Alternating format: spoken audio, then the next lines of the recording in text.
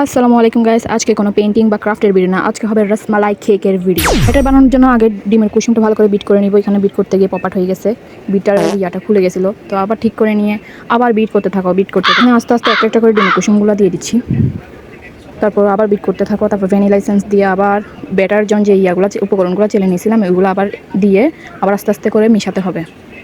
আমার মনে হয় কম বেশি সবাই পারো কেকের ব্যাটার বানাতে, তো এভাবে একটা নর্মালি কেক বানাইবে, স্পঞ্জ কেক।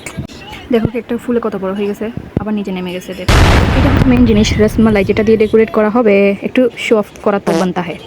দেখো গাছ কেকটা কি সফট হয়েছে। এক কাপ ক্রিম নিয়ে ভালো করে বিট করে নিতে হবে। এখন হচ্ছে কেক ডেকোরেশনের পালা। তো কেকগুলো হচ্ছে 3 লেয়ার করে কাটিয়ে নিছি। এখন হচ্ছে এখানে রসমালাই যে সিরামটা আছে ওইটা হচ্ছে ভালো করে দিয়ে দিচ্ছি, বেশি করে দিতে হবে যাতে ফ্লেভারটা প্রত্যেকটা বাইটে যেন ফ্লেভারটা পাওয়া যায়। এখন হচ্ছে ক্রিম দিয়ে কেকটাকে কভার করে নিচ্ছি। এরপর হচ্ছে রসমালাইয়ের গুঁড়ো দিয়ে দিব, গুঁড়ো দিয়ে তারপর হচ্ছে বাদাম কুচি দিয়ে দিব। বাকি লেয়ারগুলো সেম প্রসেসে করে নিব। ফ্রিজ থেকে বের করার পরই হচ্ছে ক্রিমগুলো বিট করে ফেলি, কিন্তু পরে কেন নরম হয়ে যায় বুঝলাম না, এই জন্য কেক ডেকোরেশনটা সুন্দর হয় না। আচ্ছা এই পর্যন্তই ঠিক ছিল, কিন্তু ফ্রিজে রাখতে কত বড় পপাট হয়ে গেছে দেখো একবার তোমরা। এটা কোনো কথা? সব সময় এমন হয়, থাক পরে ঠিক করবো। যেহেতু নরম ক্রিমগুলো দিয়ে ডেকোরেশন করা যাচ্ছে না, তাহলে আমি ফালতু একটা ডেকোরেশন করে দিচ্ছি এখানে। আজ এটা একটা ডেকোরেশন কোনো মতে করতেছি। আজকে খালি একটার সাথে পপাটি হচ্ছে, এটার নাম রসমালাই কেক না দিয়ে পপাট কেক দেওয়া উচিত। তো এটা হচ্ছে কেকের ফাইনাল লুক, দেখাবো নেক্সট ভিডিওতে। Bye bye.